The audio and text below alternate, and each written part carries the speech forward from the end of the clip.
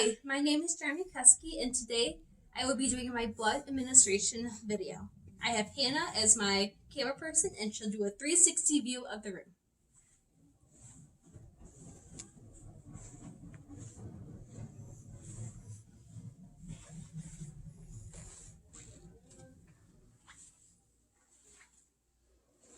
All right, we're ready to begin the simulation.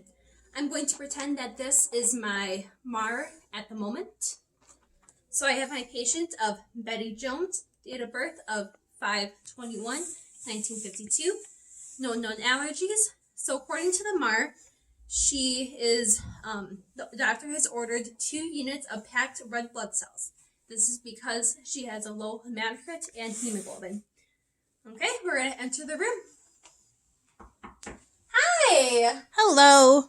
My name is Johnry, and I'm going to be your nurse today. Can I have your name and date of birth? Betty Jones, 5/21/52. Perfect, and that matches up with your MAR. You provide privacy. Okay, so I know that the doctor already came in to kind of explain what was going on. I'll just kind of reiterate it. So I'm going to be giving you about 2 units of packed red blood cells. That's via your venous IV. This is just because that your hemoglobin and hematocrit were low, and we just want to get those numbers up and get you some more blood into your body.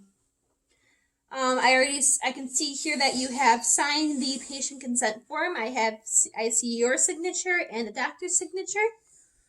Something I just want to ask you before we begin: do you have any religious beliefs that you cannot receive blood? No, I can receive blood. Okay, perfect. Do you have any concerns, any questions that you want to ask me or the doctor?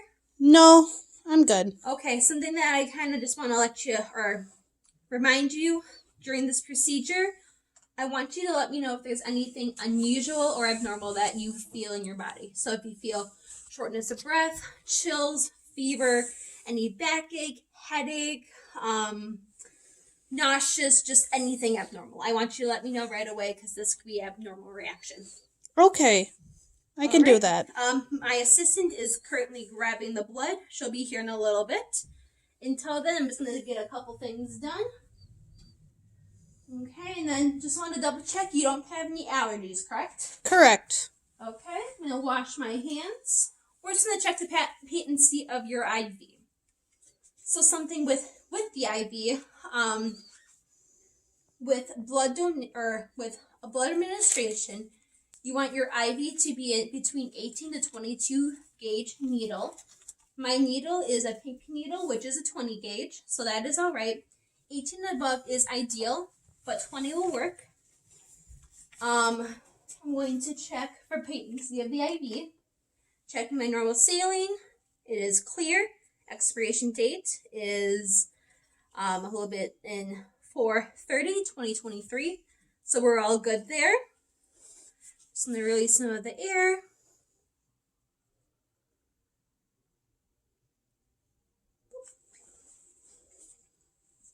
Okay, and then just check the IV.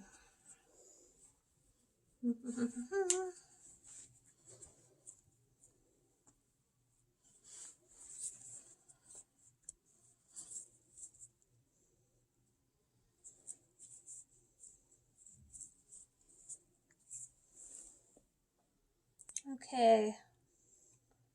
Do you feel any pain at all as I'm injecting the sodium chloride? No, I don't feel any pain or discomfort. Okay.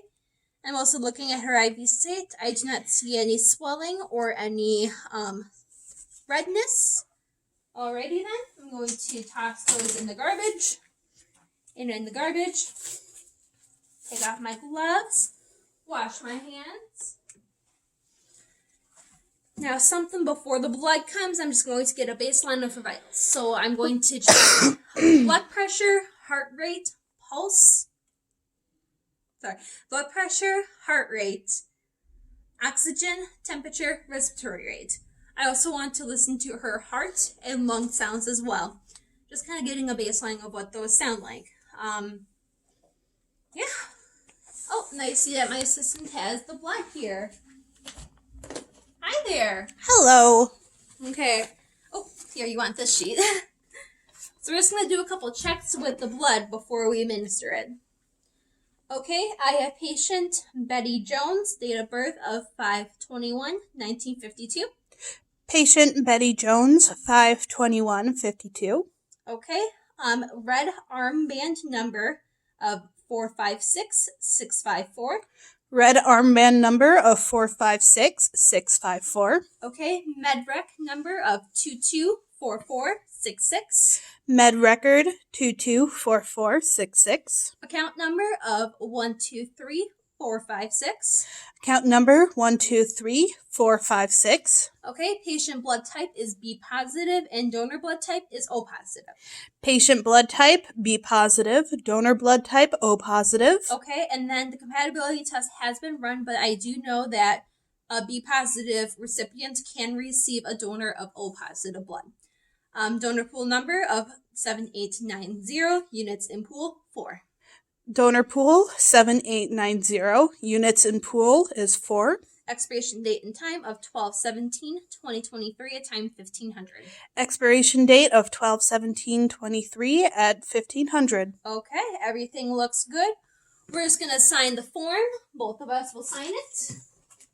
And we're ready to begin. So first I'm going to get some normal saline running through the tube. I'm going to wash my hands.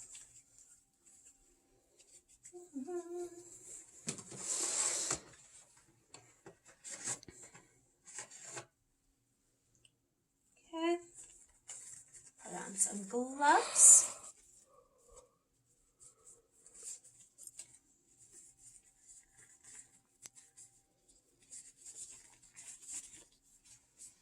Okay. I'm going to check my sodium chloride, which is sodium chloride, normal saline, the only thing that should be mixed with blood. Oh, something about the blood, because my assistant did bring it to me, blood can only be allowed at room temperature for about 30 minutes, so that should be administered quickly before that. Looking at my sodium chloride bag, expiration date of 09/2024. I don't see any tears or anything abnormal with the bag or the fluid. All right.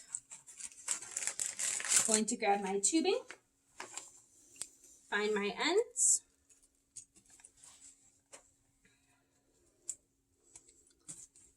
Find the two ends.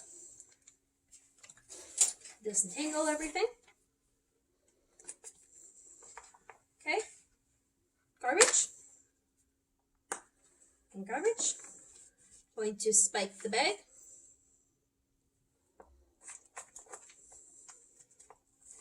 Okay.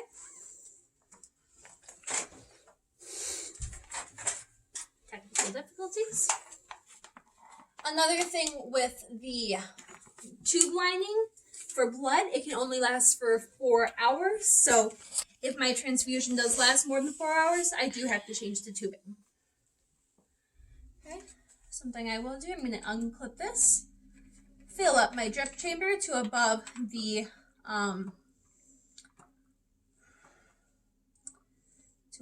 my filter. Okay, take off my cap. What am I doing? No, hold it. I'm going to hold my cap. That's what I'm going to do. Okay, everything is closed. So I'm going to open up my cap to pry my IV. Okay, IV has been primed. Sterile to sterile. Cap going back on. Everything is locked. Looking good. Oh, sorry about that. Okay, I'm going to grab my blood. I'm going to invert it a little bit, kind of looking at my blood, looking for any clots. I don't see any clots, and color is normal and clear. So everything's good there. Okay, now I'm going to close my normal saline. Make sure this is closed. Yep. I'm going to spike the bag. And all that is going in the quote-unquote garbage, but because of us reusing supplies, I'm just putting it back in the bin. Spiking the bag. Okay. Putting this up. Grab my tubing. Is it single? Okay. Sealing is locked. Going to open up here. And I'm going to prime through with blood. Also, while doing that, draining all the normal saline. So blood is at the very tip. So you see the IV getting red. So it's flowing with blood. We're almost there. And we are primed. Beautiful, beautiful. I'm going to grab my alcohol swab. Give me the tip sterile. See here, I'm going to put the cap back on just to be sure. I grab a different cap in that situation, or just make sure that my tip is up. Going to alcohol swab the port.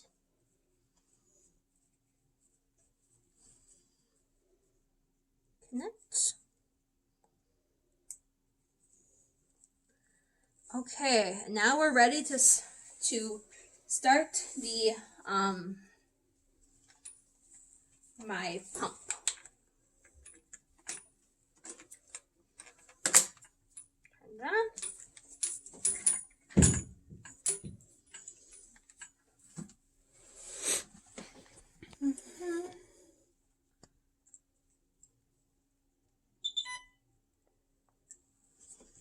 Okay, new patient, yes.